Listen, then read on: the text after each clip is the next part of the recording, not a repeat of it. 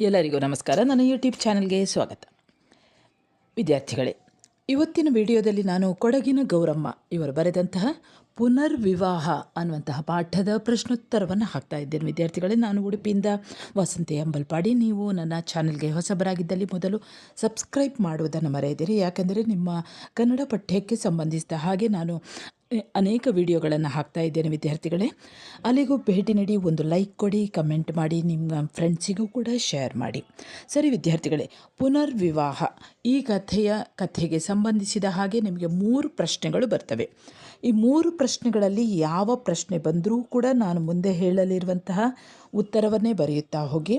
ಸರಿ ವಿದ್ಯಾರ್ಥಿಗಳೇ, ಆ ಪ್ರಶ್ನೆಗಳು ಯಾವುದು ಅಂತ ನೋಡ್ತಾ ಹೋಗೋಣ. ಮೊದಲ ಪ್ರಶ್ನೆ, ಇದು 8 ಅಂಕದ ಪ್ರಶ್ನೆ, ನೆನಪಲ್ಲಿ ಇಟ್ಕೊಳ್ಳಿ.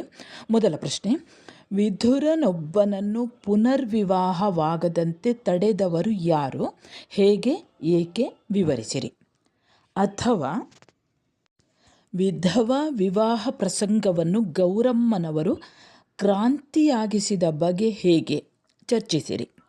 ಅಥವಾ ಮೂರನೇ ಪ್ರಶ್ನೆ, ಇದು ಎರಡನೆಯ ಮದುವೆಯಾಗಲು ಹೋದ ವಿದುರನೊಬ್ಬ ರಾಜಿಯ ಮಾತಿನಿಂದ ಪಶ್ಚಾತ್ತಾಪಗೊಂಡು ಪರಿವರ್ತಿತನಾದ ಪ್ರಸಂಗದ ಔಚಿತ್ಯವನ್ನು ವಿವರಿಸಿರಿ.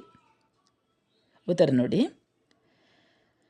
ಕೊಡಗಿನ ಗೌರಮ್ಮನವರು ಬರೆದಂತಹ ಪುನರ್ವಿವಾಹ ಅನ್ನುವಂತಹ ಈ ಒಂದು ಕಥೆ ಸ್ತ್ರೀಪರ ಕಾಳಜಿ ಉಳ್ಳಂತಹ ಒಂದು ಮಹತ್ವದ ಕಥೆ. ವಿಧವೆಗೆ ಬಾಳು ಕೊಡಬೇಕು ಎಂದು ಬಯಸುವವನ ಮನಸ್ಸು ಪ್ರೇಮಪೂರಿತವಾಗಿರಬೇಕೇ ಹೊರತು ಕಾಮದ್ದಾಗಿರಬಾರದು, ಕಾಮುಕ ಮೋಹದ್ದಾಗಿರಬಾರದು. ಕಾಮುಕ ಮೋಹದ್ದಾಗಿದ್ದರೆ ಅದನ್ನು ತಿರಸ್ಕರಿಸಬೇಕು. ಅದನ್ನು ತಿರಸ್ಕರಿಸುವುದೇ ವಿಧವೆಯ ಗುರಿಯಾಗಬೇಕು ಅನ್ನುವಂಥದ್ದನ್ನು ಇಲ್ಲಿ ರಾಜಿ ಅನ್ನುವಂತಹ ಕಥಾನಾಯಕಿಯ ಪಾತ್ರದ ಮೂಲಕ ಕೊಡಗಿನ ಗೌರಮ್ಮ ಇವರು ಬಹಳಷ್ಟು ಮಹತ್ವಪೂರ್ಣವಾಗಿ ಪ್ರತಿಪಾದಿಸ್ತಾ ಹೋಗ್ತಾರೆ. ಇಲ್ಲಿ ರಾಜಿ ತನ್ನನ್ನು ಮದುವೆಯಾಗಲು ಬಯಸಿದ ವಿದುರನ ಕಾಮುಕ ಮೋಹವನ್ನು ತಿದ್ದಿ ಆತನ ಮನಸ್ಸನ್ನು ಪರಿವರ್ತನೆಗೊಳಿಸಿ ವಿಧವೆಯರ ಹಿತ ಸಾಧನೆಗಾಗಿ ಆತ ತನ್ನ ತನು ಮನ ಧನಗಳನ್ನು ಧಾರೆ ಎರೆಯುವಂತೆ ಮಾಡುವಂಥದ್ದು ನಾವಿಲ್ಲಿ ಗಮನಿಸಬಹುದು. 15 ವರ್ಷ ತನ್ನ ಸಹಚರಳಾಗಿದ್ದಂತಹ ಮಡದಿ ಸಾವಿತ್ರಿಯನ್ನು ತನ್ನ 35ನೆಯ ವಯಸ್ಸಿನಲ್ಲಿ ಕಳೆದುಕೊಂಡಂತಹ ಕಥಾನಾಯಕನಿಗೆ ಜೀವನವೇ ನಿಸ್ಸಾರ ಎಂದು ಗೋಚರವಾಗುತ್ತದೆ. ತನ್ನ ಮುಂದಿನ ಜೀವನವನ್ನು ವಿದುರನಾಗಿಯೇ ನಾನು ಕಳೆಯುತ್ತೇನೆ ಎಂದು ನಿಶ್ಚಯಿಸುತ್ತಾನೆ. ಸಾವಿತ್ರಿಯ ಸ್ಥಾನಕ್ಕೆ ಇನ್ನೊಬ್ಬಳನ್ನು ತರುವುದು ಅತಿ ಪಾಪ ಅಂತ ಆತನ ಭಾವನೆಯಾಗಿತ್ತು. ಅವನಲ್ಲಿ ಹಣಕ್ಕೇನೂ ತೊಂದರೆ ಇರಲಿಲ್ಲ. ಸಾವಿತ್ರಿ ಸತ್ತ 15 ದಿನಗಳ ಒಳಗೆ ಕನ್ಯಾಪಿತೃಗಳ ಕಾಗದಗಳು ಬರಲು ಆರಂಭಿಸಿದವು. ಆದರೆ ಅದರ ಜೊತೆಗೆ ಆತನ ವೃದ್ಧ ತಾಯಿಗೆ ತನ್ನ ಮಗನಿಗೊಂದು ಇನ್ನೊಂದು ಮದುವೆ ಮಾಡಿಬಿಡಬೇಕು ಅನ್ನುವಂತಹ ಆಸೆ. ಈ ಕಥಾನಾಯಕನಿಗೆ ಕುಸುಮೆ ಎನ್ನುವಂತಹ ಒಬ್ಬ ಮಗಳು ಬೇರೆ ಇದ್ಲು. ಅಂತೆಯೇ ಈತನಿಗೆ ಆತನ ತಾಯಿ ಇನ್ನೊಂದು ಮದುವೆಯಾಗಲು ಒತ್ತಾಯಿಸ್ತಾ ಇರ್ತಾಳೆ. ಆದರೆ ಆತ ಒಪ್ಪುವುದಿಲ್ಲ. ಕೊನೆಗೆ ತಾಯಿಯ ಒತ್ತಾಸೆ ಹೆಚ್ಚಾಗಲು ಆತ ಸಿಟ್ಟುಗೊಳ್ತಾನೆ. ಸಿಟ್ಟುಗೊಂಡು ಅವನು ಸೀದಾ ತನ್ನ ಊರಿನಲ್ಲಿರುವಂಥ ಒಂದು ಹೊಳೆಗೆ ಹೋಗ್ತಾನೆ. ಹೊಳೆಯ ಹತ್ತಿರಕ್ಕೆ ಬಂದು ಆತ ಯೋಚನೆ ಮಾಡ್ತಾನೆ. ಸರಿಯಾದ ಹುಡುಗಿ ಸಿಕ್ಕಿದರೆ ನಾನು ಮದುವೆ ಆಗುತ್ತೇನೆ ಅಂತ ನಿಶ್ಚಯಿಸ್ತಾನೆ. ಅಷ್ಟರಲ್ಲಿ ಆ ಹೊಳೆಗೆ ನೀರಿಗಾಗಿ ಬಂದಿದ್ದಂತಹ 3 ಹುಡುಗಿಯರಲ್ಲಿ ಹಿರಿಯ ಹುಡುಗಿಯನ್ನು ಕಂಡು ಮಾರು ಹೋಗ್ತಾನೆ.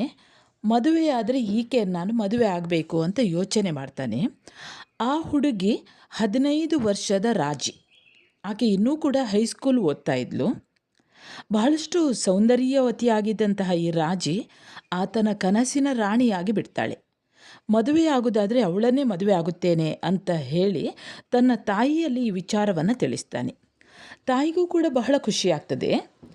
ಅಂದೇ ಆ ರಾಜಿಯ ತಾಯಿಯ ಬಳಿಗೆ ಹೋಗಿ ಈ ಕಥಾನಾಯಕನ ತಾಯಿ ಕೇಳ್ತಾಳೆ. ಬಡವಳಾದಂತಹ ರಾಜಿಯ ತಾಯಿ ಐಶ್ವರ್ಯವಂತ ಅಳಿಯ ಸಿಕ್ಕಿದ ಅಂತ ಬಹಳ ಖುಷಿಗೊಂಡು ರಾಜಿಯನ್ನು ಕೊಡುತ್ತೇನೆ ಅಂತ ಮಾತು ಕೊಡ್ತಾಳೆ. ಈ ಕಥಾನಾಯಕನಿಗೆ ಈ ರಾಜಿಯ ಅಭಿಪ್ರಾಯ ಏನು ಅಂತ ಗೊತ್ತಿರೋದಿಲ್ಲ. ಆತ ತಿಳಿದುಕೊಳ್ಳುವಂಥ ಪ್ರಯತ್ನವನ್ನು ಕೂಡ ಮಾಡುವುದಿಲ್ಲ. ಯಾವುದಕ್ಕೂ ಕೊರತೆ ಇಲ್ಲದ ತನ್ನನ್ನು ರಾಜಿ ತಿರಸ್ಕರಿಸಲಿಕ್ಕಿಲ್ಲ ಅಂತ ಆತನ ನಂಬಿಕೆಯಾಗಿತ್ತು. ಮದುವೆಗೆ ಲಗ್ನ ಕೂಡ ಇಟ್ಕೊಳ್ತಾರೆ, ಒಳ್ಳೆಯ ಕಾಲವನ್ನು ಕೂಡ ಒಳ್ಳೆಯ ಸಮಯವನ್ನು ಕೂಡ ಇಟ್ಕೊಳ್ತಾರೆ.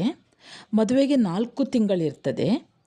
ಆದರೆ ಅವನಿಗೆ ಆ ರಾಜಿಯನ್ನು ಮಾತನಾಡಿಸಬೇಕು, ಅವಳನ್ನು ನೋಡಬೇಕು. ಅವಳು ಶಾಲೆಗೆ ಹೋಗುವಾಗ ಬರುವಾಗ ಅವಳನ್ನು ನೋಡ್ತಾ ಇದ್ದ. ಆಕೆ ತನ್ನ ಗೆಳತಿಯರೊಂದಿಗೆ ಹೊಳೆಯಿಂದ ನೀರು ತರುವಾಗ ಆತನೂ ಕೂಡ ಮರದ ಮರೆಯಲ್ಲಿ ನಿಂತು ನೋಡ್ತಾ ಇದ್ದ. ಆದರೆ ರಾಜಿ ಮಾತ್ರ ಆತನ ಕಡೆಗೆ ನೋಡ್ತಾ ಇರಲಿಲ್ಲ. ಆಗ ಇವನು ಯೋಚನೆ ಮಾಡ್ತಾನೆ, ಹಾಗಾದರೆ ರಾಜಿಗೆ ನನ್ನನ್ನು ಮದುವೆ ಆಗಲು ಇಷ್ಟವಿಲ್ವೇ? ಮರುಕ್ಷಣ ಹೀಗೆ ಯೋಚನೆ ಮಾಡ್ತಾ ಇದ್ದ, ಇಷ್ಟವಿಲ್ಲದೆ ಇನ್ನೇನು, ನಾಚುತ್ತಾಳೆ ಇರಬೇಕು ಎಂದು ತನಗೆ ತಾನೇ ಸಮಾಧಾನ ಹೇಳ್ಕೊಡ್ತಾ ಇದ್ದ. ಮದುವೆ ಆದ ಮೇಲೆ ಎಲ್ಲ ಸರಿ ಹೋಗ್ತದೆ ಅಂತ ಯೋಚನೆ ಮಾಡ್ತಾ ಇದ್ದ. ಆದರೆ ಆತ ಮರದ ಮರೆಯಲ್ಲಿ ನಿಂತು ತನ್ನನ್ನು ನೋಡ್ತಾ ಇದ್ದದ್ದನ್ನು ರಾಜಿ ಗಮನಿಸಿದ್ಲೋ ಏನೋ, ಅವಳು ನೀರಿಗೆ ಬರುವುದನ್ನೇ ಬಿಟ್ಟುಬಿಡ್ತಾಳೆ. ಈಗ ಕಥಾನಾಯಕನಿಗೆ ಇನ್ನಷ್ಟು ತಳಮಳ ಆಗ್ತದೆ. ಅವಳನ್ನು ಕಾಣಬೇಕು, ನೋಡಬೇಕು, ಅವಳು ವಿಷಯ ಏನು ಅಂತ ಗೊತ್ತಾಗಬೇಕು ಅಂತ ತವಕ. ಆದರೆ ದಾರಿ ಕಾಣ್ತಾ ಇಲ್ಲ, ಯಾಕೆಂದರೆ ಅವಳು ನೀರಿಗೆ ಬರ್ತಾ ಇಲ್ಲ. ಇತ್ತೀಚೆಗೆ ಆತನ ಮಗಳು ಕುಸುಮೆ ರಾಜಿಯನ್ನು ತುಂಬ ಹಚ್ಚಿಕೊಳ್ತಾಳೆ. ಯಾಕಂದರೆ ಆ ಕುಸುಮೆ ತನ್ನನ್ನು ಎತ್ತಿಕೋ ಎಂದರೆ ಸಾಕು, ತಕ್ಷಣ ಎತ್ತಿಕೊಳ್ತಾ ಇದ್ದಂತಹ ಆತ ಒಂದು ದಿನ ರಾಜಿಯ ವಿಚಾರದಲ್ಲಿ ಇರುವಾಗ ಈ ಮಗು ಆತನ ಹತ್ತಿರ ಎತ್ತಿಕೊಳ್ಳಿಕ್ಕೆ ಹೇಳ್ತದೆ. ಆದರೆ ಅವನು ಎತ್ತಿಕೊಳ್ಳುವುದಿಲ್ಲ, ಆ ಮಗುವನ್ನು ಬೈದು ಕಳಿಸ್ತಾನೆ. ಅಂದಿನಿಂದ ತಂದೆಯ ಬಳಿಗೆ ಹೋಗುವುದನ್ನೇ ಬಿಟ್ಟು ಆ ಮಗು ರಾಜಿಯ ಮನೆಯಲ್ಲಿ ದಿನ ಕಳೆಯತೊಡಗ್ತಾಳೆ. ಒಂದಿನ ಈ ಕುಸುಮೆ ರಾತ್ರಿಯಾದರೂ ಕೂಡ ಮನೆಗೆ ಬರದೇ ಇದ್ದುದನ್ನು ನೋಡಿ ಕಥಾನಾಯಕ ಇದನ್ನೇ ನೆಪ ಮಾಡಿಕೊಂಡು ರಾಜಿಯ ಮನೆಗೆ ಹೋಗ್ತಾನೆ. ರಾಜಿ ಆತನನ್ನು ನೋಡಿದ ತಕ್ಷಣ ಒಳಗೆ ಹೋಗ್ತಾಳೆ. ಆ ಕುಸುಮೆಗೆ ಬರಲಿಕ್ಕೆ ಹೇಳ್ತಾಳೆ, ಹೊರಗೆ ಹೋಗಲಿಕ್ಕೆ ಹೇಳ್ತಾಳೆ. ಅವಳು ಹೊರಗೆ ಬರೋದಿಲ್ಲ. ಆಗ ಕಥಾನಾಯಕನಿಗೆ ಇನ್ನಷ್ಟು ಚಿಂತೆ ಆಗ್ತದೆ. ಹೀಗಿರಲು ಒಂದು ದಿನ ರಾಜಿ ಕುಸುಮೆಯ ಕೈಯಲ್ಲಿ ಒಂದು ಕಾಗದವನ್ನು ಕೊಟ್ಟು ಕಳಿಸ್ತಾಳೆ. ಆ ಕಥಾನಾಯಕ ಕಾಗದವನ್ನು ಬಿಡಿಸಿ ನೋಡ್ತಾನೆ. ಅದರಲ್ಲಿ ಸಾಯಂಕಾಲ 5 ಗಂಟೆಗೆ ಹೊಳೆಯ ದಡಕ್ಕೆ ಬರುವಂತೆ ಬರೆದಿತ್ತು. ಕಥಾನಾಯಕ ಬಹಳಷ್ಟು ಖುಷಿಗೊಳ್ತಾನೆ. ಅವನು ಹೊಸ ಸೂಟನ್ನು ಹಾಕ್ಕೊಳ್ತಾನೆ, ಟೈ ಕಟ್ಟಿಕೊಂಡು ಹೊಳೆಯ ದಂಡೆಗೆ ಅಲ್ಲಿ ಹೋಗಿ ಕೂತ್ಕೊಳ್ತಾನೆ. ರಾಜಿಗಾಗಿ ಕಾಯ್ತಾ ಕೂತ್ಕೊಳ್ತಾನೆ. ಸ್ವಲ್ಪ ಹೊತ್ತಿನ ನಂತರ ರಾಜಿ ಬರ್ತಾಳೆ. ಸ್ವಲ್ಪ ಸಮಯ ಇಬ್ಬರೂ ಕೂಡ ಮಾತನಾಡೋದಿಲ್ಲ. ಕೊನೆಗೆ ಕಥಾನಾಯಕನೇ ಅವಳ ಹತ್ತಿರ ಕೇಳ್ತಾನೆ, ನೀನು ಯಾಕೆ ನನ್ನನ್ನು ಬರಲಿಕ್ಕೆ ಹೇಳಿದ್ದಿ ಅಂತ. ಆಗ ರಾಜಿ ಹೇಳ್ತಾಳೆ, ದಯವಿಟ್ಟು ನನ್ನನ್ನು ಮದುವೆಯಾಗುವುದು ಬೇಡ ಅಂತ ಹೇಳ್ತಾಳೆ. ಆಗ ತನ್ನ ಕಿವಿಯನ್ನೇ ನಂಬಲಿಕ್ಕೆ ಆಗದೇ ಇದ್ದಂತಹ ಈ ಕಥಾನಾಯಕನಿಗೆ ರಾಜಿ ಇನ್ನೊಮ್ಮೆ ಹೇಳ್ತಾಳೆ, ದಯವಿಟ್ಟು ನನ್ನ ಪ್ರಾರ್ಥನೆಯನ್ನು ನೆರವೇರಿಸುವಿರಾ ಅಂತ ಕೇಳ್ತಾಳೆ. ಅಷ್ಟು ಹೊತ್ತಿಗೆ ಆತನ ಭ್ರಮೆ ಹಾರಿ ಹೋಗ್ತದೆ. ಆಗ ಅವನು ಹೀಗೆ ಹೇಳ್ತಾನೆ, ರಾಜಿ, ಈ ಮದುವೆಯಿಂದ ನಿನಗೆ ಏನು ತೊಂದರೆ? ನಿನ್ನ ಮೇಲೆ ನಿಜವಾದ ಪ್ರೇಮವಿಲ್ಲದಿದ್ದರೆ ನಿನ್ನನ್ನು ಮದುವೆಯಾಗಲು ಇಚ್ಛಿಸ್ತಿರಲಿಲ್ಲ. ನೀನೇನೂ ಚಿಕ್ಕ ಹುಡುಗಿ, ನಿನಗೇನೂ ತಿಳಿಯುವುದಿಲ್ಲ. ನನ್ನನ್ನು ಮದುವೆಯಾದರೆ ನಿನಗೆ ಸುಖಕ್ಕೇನೂ ಕೊರತೆ ಇಲ್ಲ. ನಿನಗೆ ಬೇಕಾದ ಒಡವೆ ವಸ್ತುಗಳನ್ನು ನಾನು ಕೊಡುತ್ತೇನೆ. ನನ್ನ ಸಕಲ ಐಶ್ವರ್ಯಕ್ಕೂ ನೀನೇ ಯಜಮಾನಿಯಾಗ್ತಿ ಅಂತ ಮುಂತಾಗಿ ಹೇಳ್ತಾನೆ. ಆತ ಮಾತು ಪೂರೈಸುವ ಮೊದಲೇ ರಾಜಿ ಹೀಗೆ ಹೇಳ್ತಾಳೆ, ನಾನು ಮದುವೆಯಾಗಬೇಕಾದದ್ದು ನಿಮ್ಮನ್ನು ಅಥವಾ ನಿಮ್ಮ ಐಶ್ವರ್ಯವನ್ನು? ಆಗ ಅವನು ಹೇಳ್ತಾನೆ, ರಾಜಿ, ನೀನು ನನ್ನನ್ನು ಮದುವೆಯಾದರೆ ನನ್ನ ಐಶ್ವರ್ಯಕ್ಕೆ ಒಡತಿಯಾಗುವೆ, ನನ್ನ ಪ್ರೇಮಕ್ಕೆ ರಾಣಿಯಾಗುವೆ ಅನ್ನುತ್ತಾನೆ. ಆಗ ಆಕೆ, ನೀವು ನಿಮ್ಮ ಮದುವೆಯ ಹೆಂಡತಿಯನ್ನು ಪೂಜಿಸುತ್ತಿದ್ದೀರೇನು ಅಂತ ಕೇಳ್ತಾಳೆ. ಹೌದು, ಈಗ ಅವಳ ಮಾತೇಕೆ? ಈಗ ಪ್ರೀತಿಸುವುದು ನಿನ್ನನ್ನು, ನೀನು ನನ್ನ ಮಡದಿಯಾಗು ಅನ್ನುತ್ತಾನೆ. ಅದಕ್ಕೆ ರಾಜಿ ಹೀಗೆ ಹೇಳ್ತಾಳೆ, ಈಗ ಪ್ರೀತಿಸುವುದು ನನ್ನನ್ನೇ, ನಾಳೆ ಪ್ರೀತಿಸುವುದು ಇನ್ನು ಯಾರನ್ನು? ಪ್ರೀತಿಸುತ್ತಿದ್ದರಂತೆ ಸತ್ತು ಇನ್ನೂ 6 ತಿಂಗಳು ಮೊದಲೇ 2ನೆಯ ಮದುವೆಗೆ ಅವಸರ. ಇದೇ ನಿಜವಾದ ಪ್ರೇಮ ಅಲ್ಲವೇ? ನಾನು ನಿಮ್ಮನ್ನು ಮದುವೆಯಾಗಲು ಇಚ್ಛಿಸುವುದಿಲ್ಲ. ನಿಮ್ಮ ಹೆಂಡತಿಯನ್ನು ನೀವು ನಿಜವಾಗಿ ಪ್ರೀತಿಸುತ್ತಿದ್ದರೆ ಅವಳು ಸತ್ತು 6 ತಿಂಗಳು ಕಳೆಯುವ ಮೊದಲೇ ಅವಳನ್ನು ಮರೆಯುತ್ತಿರಲಿಲ್ಲ. ಅವಳ ಮಗಳು ಕುಸುಮೆಯನ್ನು ಅನಾದರಿಸುತ್ತಿರಲಿಲ್ಲ. ನಾನು ನಿಮ್ಮನ್ನು ಮದುವೆಯಾಗುವೆನೋ ಇಲ್ಲವೋ ಎಂಬುದನ್ನು ಬಿಡಿ. ಧೈರ್ಯವಿದ್ದರೆ ನನ್ನನ್ನು ನಿಜವಾಗಿ ಪ್ರೀತಿಸುತ್ತಿದ್ದರೆ ಮದುವೆಯಾಗಿ, ನಾನು ಬಾಲವಿಧವೆ ಎಂದು ಇದ್ದುದನ್ನು ಹೇಳುತ್ತಾಳೆ ರಾಜಿ. ರಾಜಿಯ ಮಾತನ್ನು ಕೇಳಿ ಆತನಿಗೆ ಸಿಡಿಲು ಬಡಿದಂತಾಗುತ್ತದೆ. ವಿಧವೆಯನ್ನು ತಾನು ಮದುವೆಯಾಗುವುದು ಸಾಧ್ಯವಿಲ್ಲ ಎಂದು ನಿರ್ಧರಿಸುತ್ತಾನೆ. ಆಗ ರಾಜಿಯೇ ಹೇಳುತ್ತಾಳೆ, ಏನು, ನನಗಾಗಿ ಏನು ಬೇಕಾದರೂ ಮಾಡತಕ್ಕ ನೀವು ಈಗ ನನ್ನನ್ನು ಮದುವೆಯಾಗುವುದಿಲ್ಲವೇ ಎಂದು ಕೇಳುತ್ತಾಳೆ. ತನ್ನನ್ನೇ ತಾನು ಹಳೆದುಕೊಂಡ ಆತ ಕೋಪದಿಂದ, ನೀನು ವಿಧವೆ ಎಂದು ತಿಳಿದಿದ್ದರೆ ನಿನ್ನ ಮುಖವನ್ನು ಸಹ ನೋಡುತ್ತಿರಲಿಲ್ಲ. ಯಾವ ವಿಧವೆಯನ್ನು ಪ್ರಾತಃ ಕಾಲ ನೋಡಿದರೆ ಅಮಂಗಲವೋ ಅಂತಹ ವಿಧವೆಯನ್ನು ಮದುವೆಯಾಗುವವನು ನಾನಲ್ಲ. ಸಮಾಜದಲ್ಲಿ ನಡೆಯದೇ ಇರುವುದನ್ನು ಮಾಡಿ ನಾನು ಪರರ ಹಾಸ್ಯಕ್ಕೆ ಈಡಾಗಬೇಕೇನು? ಸಮಾಜದಲ್ಲಿ ನಡೆದರೂ ನಾನು ನನ್ನ ಪವಿತ್ರ ಕುಲವನ್ನು ವಿಧವಾ ವಿವಾಹದಿಂದ ಕಲುಷಿತ ಮಾಡಲು ತಯಾರಿಲ್ಲ. ಪ್ರತಿದಿನ ಬೆಳಗಾದ ತಕ್ಷಣ ವಿಧವೆಯ ಮುಖ ನೋಡುವ ಬಯಕೆ ನನಗಿಲ್ಲ ಎಂದು ತನ್ನ ಸ್ಪಷ್ಟ ನಿರ್ಧಾರ ತಿಳಿಸುತ್ತಾನೆ. ಆತನ ಮಾತು ಮುಗಿಯುವುದೇ ತಡ. ರಾಜಿ ತುಳಿಯಲ್ಪಟ್ಟ ಸರ್ಪಿಣಿಯಂತೆ ಆತನನ್ನು ನೋಡಿ, ಏನೆಂದಿರಿ?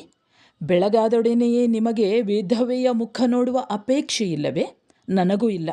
ಹೆಂಡತಿ ಸತ್ತು ಇನ್ನೂ 6 ತಿಂಗಳಾಗುವ ಮೊದಲೇ ತನ್ನ ಮಗುವನ್ನು ಮರೆತು ಪುನರ್ವಿವಾಹವನ್ನು ಆಗ ಬಯಸುವ ಹುಚ್ಚಿ ನಾನಲ್ಲ.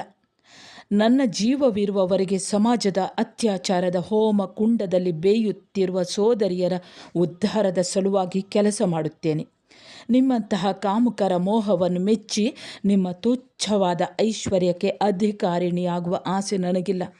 ಹೋಗಲಿ, ಇನ್ನು ಮುಂದಾದರೂ ವಿಧವೆಯರ ಅವಲಕ್ಷಣ ಮುಖ ನೋಡಿ ಕಷ್ಟಕ್ಕೆ ಒಳಗಾಗಬೇಡಿ, ತಿಳಿಯಿತೆ ಎಂದು ದಬಾಯಿಸಿ ಎಚ್ಚರಿಸುತ್ತಾಳೆ ರಾಜಿ. ರಾಜಿಯ ಮಾತುಗಳು ಆತನ ಹೃದಯವನ್ನು ಬೆಂಕಿಯಂತೆ ಸುಡುತ್ತವೆ.